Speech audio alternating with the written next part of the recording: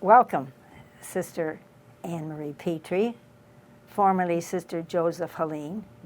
And how did you get Joseph Helene?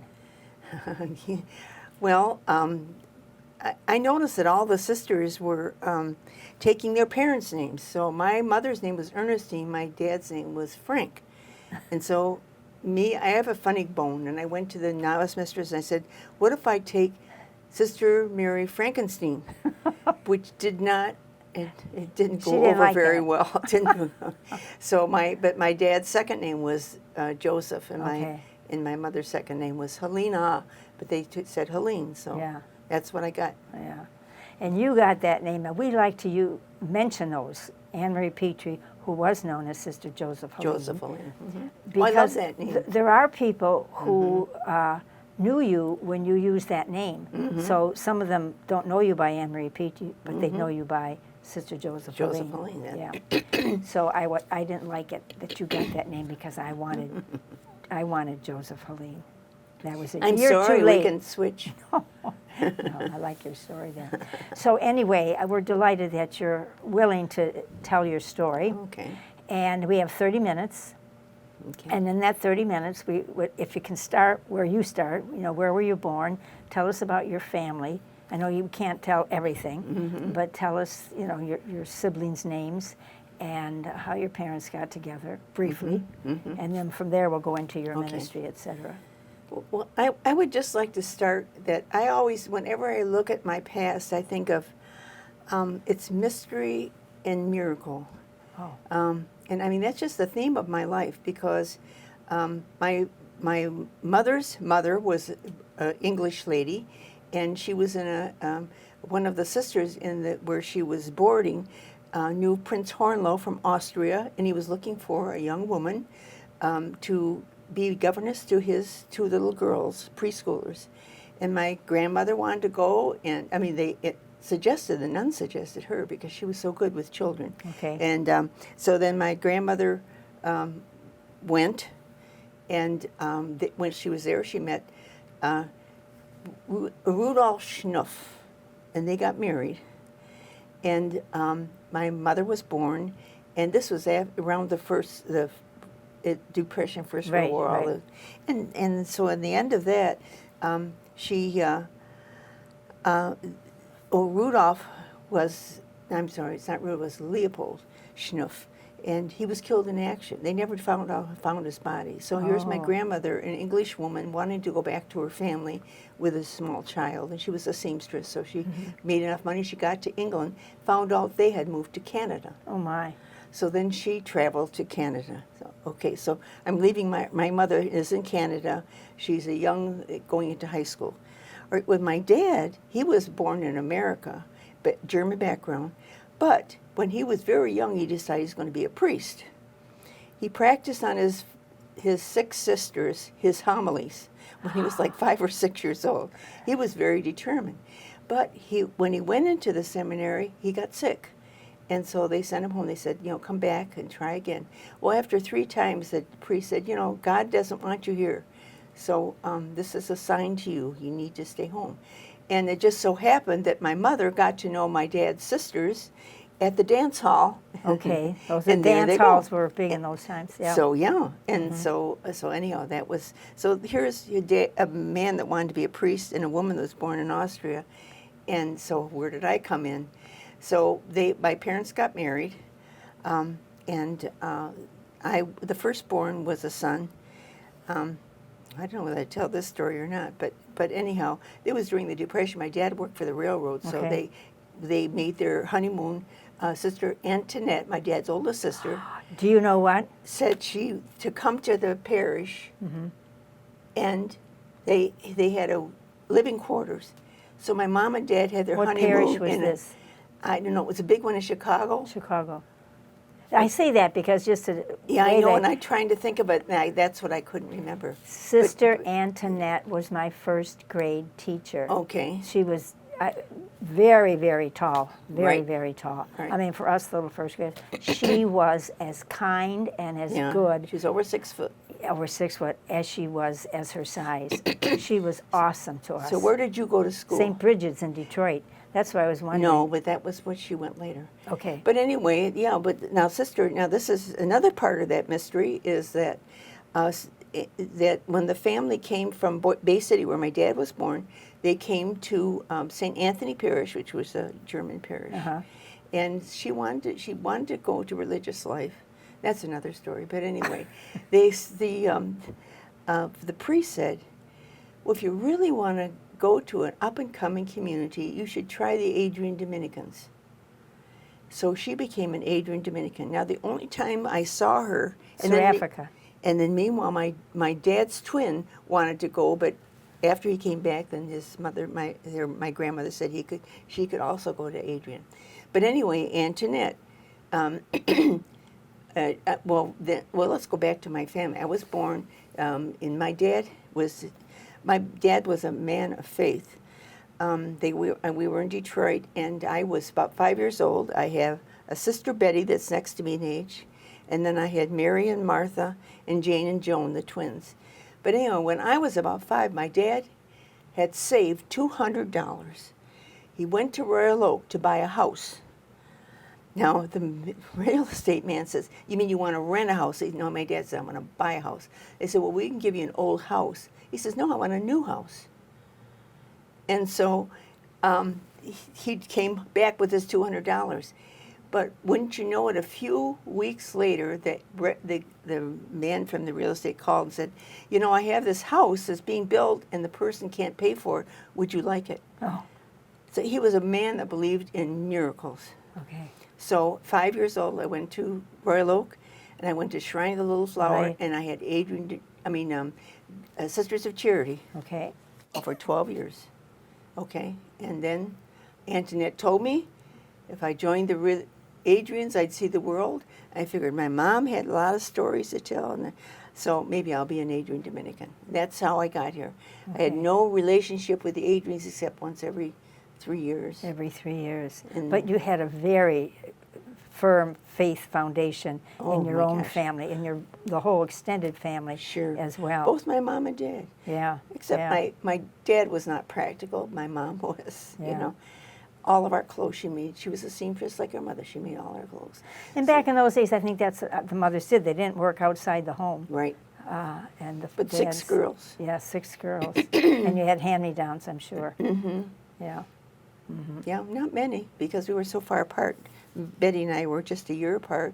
Then there was 10 years, and then Mary and Martha, and then 4 more years. So the twins were babies when I entered. They were 4. So then your schooling was in Royal Oak. In Royal Oak, all Yeah. 12 years. The Shrine and St. Mary. What's the name? Was it The Shrine of the Little Shrine of the Little Flower. Flower. Where's the grade school? Same thing? On 12, yeah. Yeah, well, the same shrine. Yeah. That was a very famous parish. Well, it was. Father and Cardinal. my dad was really proud of it, you know. Yeah. But everything in life was positive with my family. That's what I have to admit. That's where you got that. That's you. Poor as church mice. And Yeah. you know what? Yeah. It's okay. Our backyard was a little backyard, but it was the most beautiful backyard in the neighborhood. According to my dad, you know, everything was. So, So- to say, how did you think about entering religious life? I know you certainly had, I started in 1st grade. in first grade. Yeah, it was a missionary sister that came in. I was in 1st grade, and she was telling about how they had a mission, the Sisters of Charity, a mission in Rome, and she was telling about some of the things. So one of the 8th grade boys says, well, didn't you miss your family? And she says, well, my parents both have died, and so she was happy. So I skipped all the way home, and I said, Mom, when are you and Dad going to die? That broke their hearts, but I didn't know. I just wanted to be a sister. And so you thought you better wait till they die, huh? Yeah. So, but anyway, and then as I got older, Antoinette told me, you know, Adrian Dominicans, and I thought that's good. Well, and she kind of said, you want to see the world, right. enter the Adrian Dominicans. And as I was looking at your ministry, your ministerial life, you never left Michigan. No, I didn't. You have all your, except when you went to 65 years, only time I went to Notre Notre Dame. But that's just across the line. Yeah. And then What did you go to University of Notre Dame for? I know it wasn't football. What? Master Divinity. Oh, wonderful. I also, you know, I got my master's from Siena Heights University in education, and then I got special education, and then we. So basically, I was open to teaching, and of course, because Antoinette was my aunt, and she did all this with first grade. The phonics cards. Where did I spend most of my life? In the first grade classroom. Isn't that something? That was so, and I loved it. I loved the philosophy of young children. We were talking about the world, how God made everything out of nothing, and this little kid said, "Not out of nothing." He didn't. He made it out of his love. I was corrected. I thought that's religion beyond me. Exactly. But it just touched me. And have you ever kept in with that child? No. But that was my first year. That was in Guardian Angels in Clawson, which was the closest to my home. So you've been in various ministries of education and stuff. Is there one or two of your ministries that perhaps is special to you? Well, I was in Mason, which is double grades there, in Bartholomew was there, Sister Bartholomew. And she was the baby teacher. Right. So I had the 4th and 5th grade, and that was a good experience because I learned to take geography and art and everything else. So that when we studied a country, I would get them involved in making maybe an outfit or bringing a recipe in and have a party of some country, whatever country. And I learned how to use all my other things, my other ideas and thoughts and my artistic background to do the whole thing, which was really enjoyable. And then the students probably were thrilled. We had a good time. But you know what? In the end, a little girl wrote me a letter and said, and I haven't kept in contact. She says, "What I love most is our religion classes because you get so excited about Jesus." Oh, gosh. I mean, my heart. You have every right. I mean, some of those things are just special. Now, the next place, if I have a few minutes, but that I really enjoyed was I went up to Alpena, and Sister Denise, the musician? The musician. That was her home. Oh my gosh, she taught us so much. She would come up for, her mother would give piano lessons that drove Denise crazy because she didn't have gown or anything. She didn't have any education in that. So Denise would go downtown. She'd go into Grinnell, the music, in the window, full habit. She'd play away for half the day. Awesome she loved musician. it. Yeah. She was just such a delightful person. The one hard thing about that is one of the sisters was having a nervous breakdown.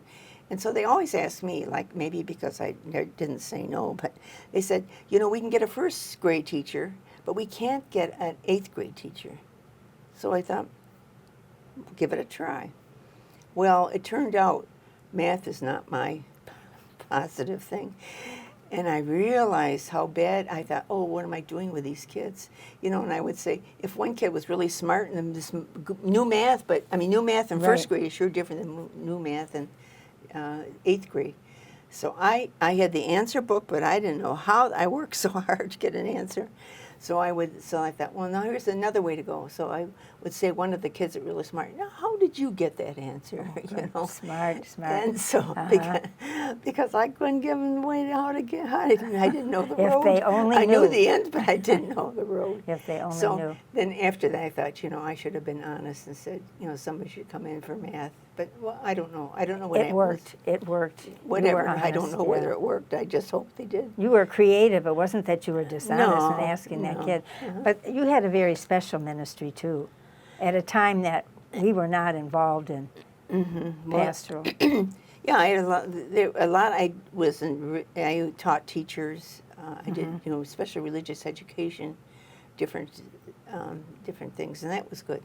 But then just after the last, one of the last times, this was very beautiful, that I was in Owasso, and my dad had just died, and my mom was on dialysis, And I, with my sisters, we would take turns each day. I had Mondays every day that I would spend the night, and they all had their day. But the problem is that they had little families, Yeah. and it was getting hard on them. Yeah. So I said to my community, I can't even remember who it was, is there a chance that I can just take a year or two off and just live with my mom? And that was so beautiful. You don't realize, I mean, that was the most precious, that my community said yes. Good. And I did part-time work at St. Yeah. Ambrose. Yeah. But it was so interesting. St. Ambrose, I did RCIA, but I told my mother that I was going to do this on the side, and she said, honey, do you realize that your dad and me were married there? Mm. And I thought, miracle. Right. I just thought that was just so interesting. Right. And then I decided to, after she died, I was just trying to figure out, should I retire or whatever. But whenever, I decided to finish up, doing some little odds and ends, teaching and.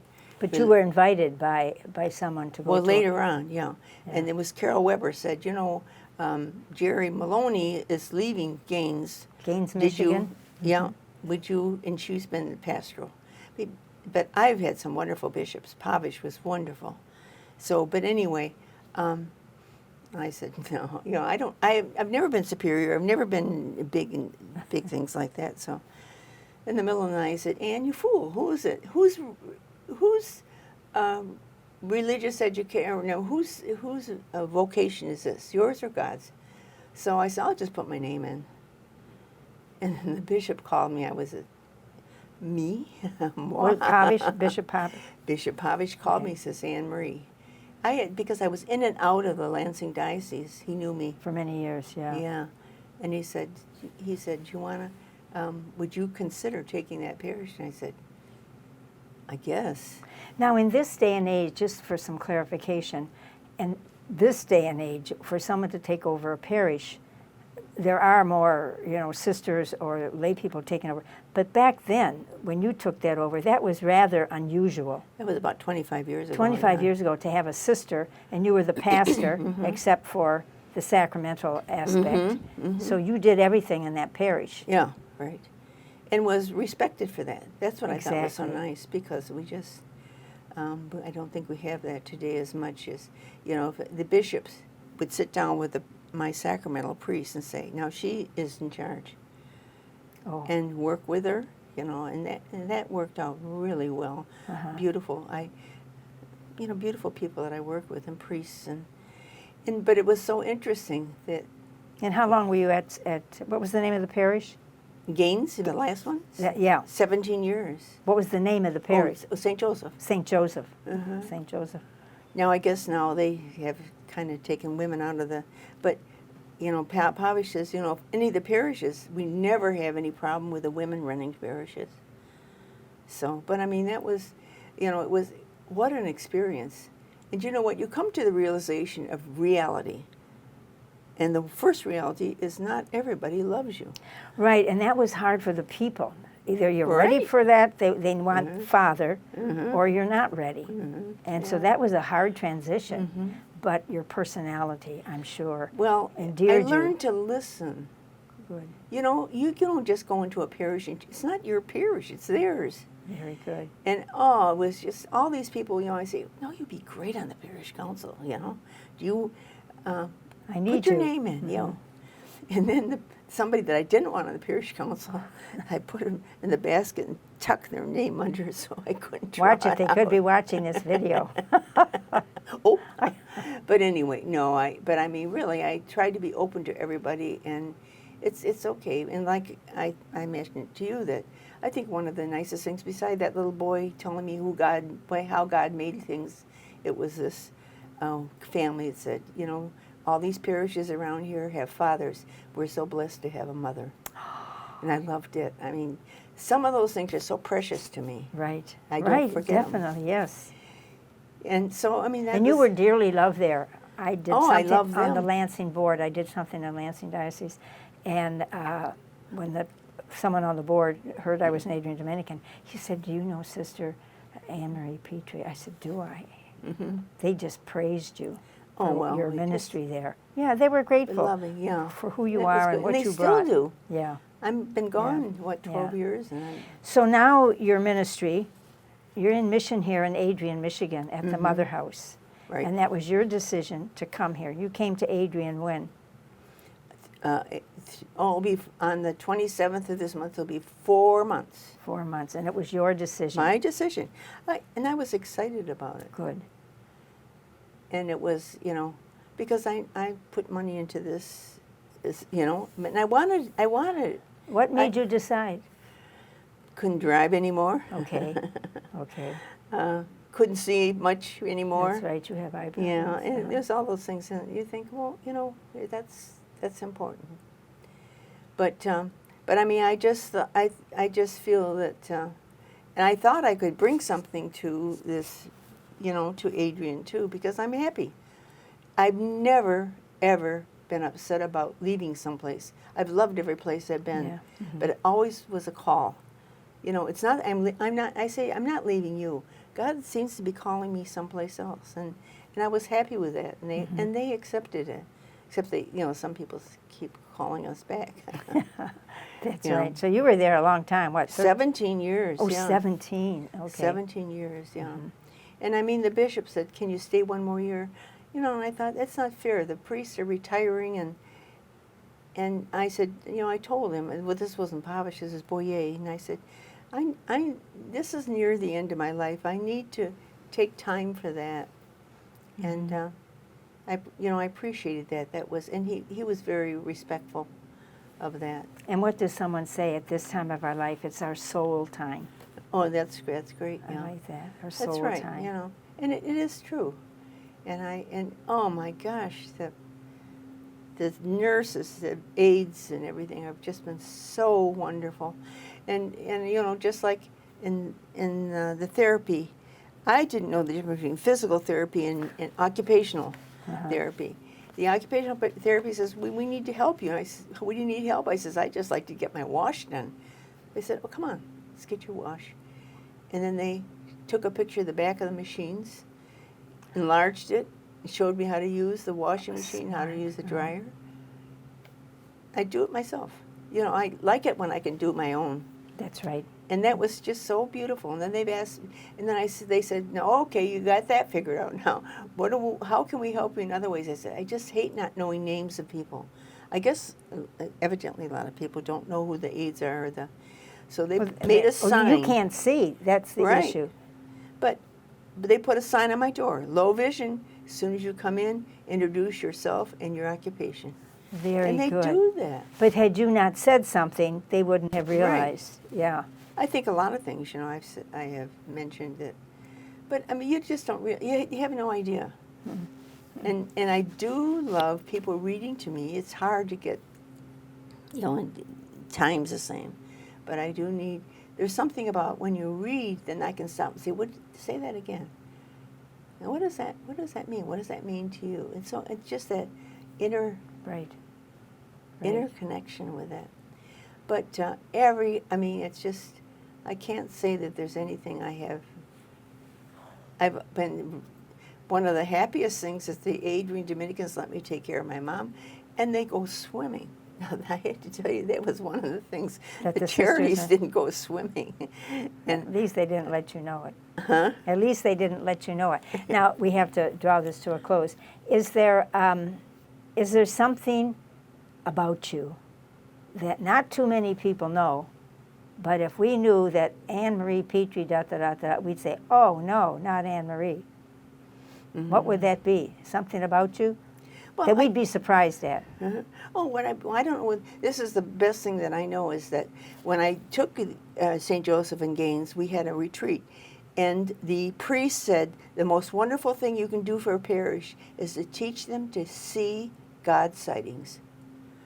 God's what? God sightings. Sightings, okay. He said every like your parish council, your liturgy, okay, before you even pray, what God sighting did you have? Wow, is that powerful? Because we are always looking at the negative. Mm-hmm. And I had one little girl she was in high school, and she was all upset. She came one time because the kids had sliced her tires when she was at Cedar Point. But anyway, her mother and dad were there, and she was so upset. She knew who the guys were that did it. She was on the pudgy side, and they had made fun of her. And I said, well, what did you do? And she says, well, the teachers and the janitors all got together and raised money for me to have new tires. And then she said, and I said, well, how'd you get them on? She said, oh, the janitors put them on. And I said, honey, you missed the God sighting. Oh. And that hit me.